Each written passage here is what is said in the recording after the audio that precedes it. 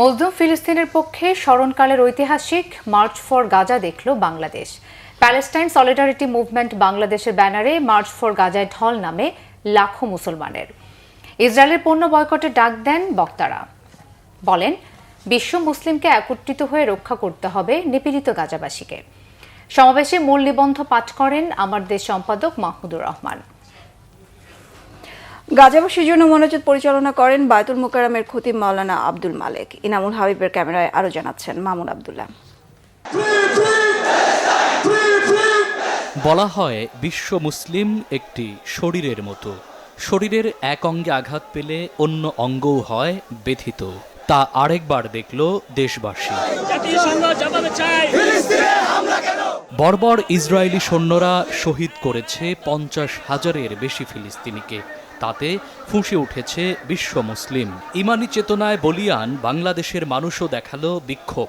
হাজার হাজার মাইলের দূরত্ব ঘুঁচিয়ে সোহরাওয়ার্দী উদ্যান হয়ে উঠল এক টুকরো ফিলিস্তিন। ইতিহাসের সাক্ষী হতে সকাল থেকেই সোহরাওয়ার্দী উদ্যানমুখী হতে থাকে মানুষ। দুপুর 12টার পরপরই কানায় কানায় পূর্ণ হয়ে যায় ঐতিহাসিক এই উদ্যান। দুপুর 3টার পর এক এক করে স্টেজে ওঠেন অতিথিরা। রাজনৈতিক অরাজনৈতিক দলমত নির্বিশেষে সবার পদচারণায় মুখর হয়ে ওঠে উদ্যান প্রাঙ্গণ। আল কুদুস আল কুদুস, ফিলিস্তিন ফিলিস্তিন। ফ্রি ফ্রি প্যালেস্টাইন ধ্বনিতে নিপীড়িত ফিলিস্তিনের পক্ষে স্লোগান দেন আন্তর্জাতিক ইসলামিক স্কলার মিজানুর রহমান আজহারি। এ সময় ফিলিস্তিনের পক্ষে বিশ্ব মানবতাকে এগিয়ে আসার আবারও আহ্বান জানান বক্তারা। দেন ইসরায়েলি পণ্য বর্জনের ডাক।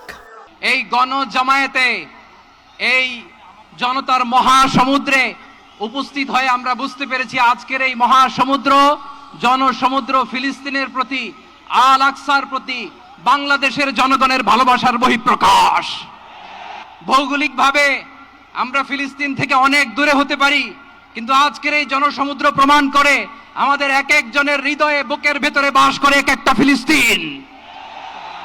আমাদের হৃদয়ে বাস করছে এক একটা গাজা, আমাদের হৃদয়ে বাস করে এক একটা আল কুদস। বাংলাদেশের সকল দল মত চিন্তা দর্শনের মানুষ মাজলুম ফিলিস্তিনি এবং মাজলুম গাজার মানুষের পাশে আছে, সহাবস্থান করছে।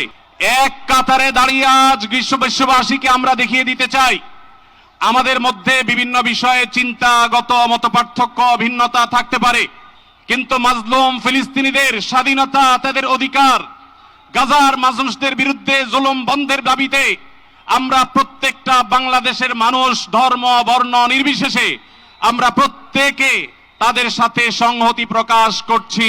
ইসরায়েল একটি অবৈধ দখলদার গণহত্যাকারী রাষ্ট্র, যা মুসলিমদের প্রথম কিবলা ও একটা পুরো জনগোষ্ঠীর অস্তিত্ব নিশ্চিহ্ন করতে সর্বশক্তি নিয়োগ করেছে।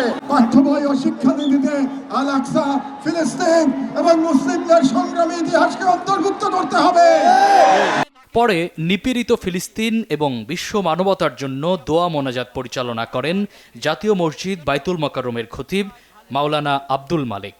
সবাই খালেদ দিলে তওবা করি, আল্লাহর নেয়ামতের শুকর আদায় করি। মামুন আব্দুল্লাহ, বাংলা ভিশন, ঢাকা। সকল গুনাহ থেকে বেঁচে থাকার চেষ্টা করি।